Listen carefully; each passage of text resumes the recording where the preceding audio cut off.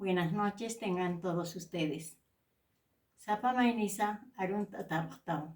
Soy Susana Figueroa. Esto es Aymara fácil para todos. Aymar Aru, Jasa y Atacaña. Lección 56. Frases cortas. Iskat Arsuña. Aymar Aro. Iskat Arsuña. Aymar Aro. Munasiña, quererse. Munasiña, quererse. Nuwasir, haqe. Nuwasir, peleador, hombre o mujer, gente peleadora. Nuwasir, haqe, gente peleandera. Ñuñur qallu, ñuñuri, que teta, cría. Se traduciría teta, cría, que teta, cría, pero en Aymara se escribe así y se lee en castellano, cría, que teta.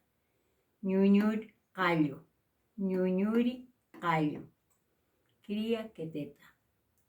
Orco, ano, orco, macho, ano, perro.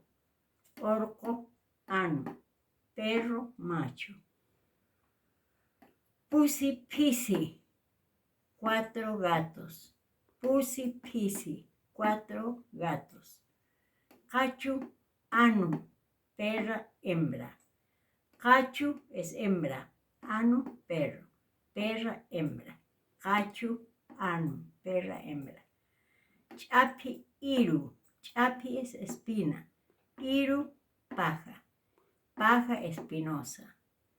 Chapi, iru, paja espinosa. Sapa warmi, sapa es sola, warmi solitaria, mujer sola. Warmi, mujer. Sapa, warmi. Sapa, sola. Sola mujer diríamos, pero se traduce mujer sola. Sapa, warmi. Eso es todo. Buenas noches.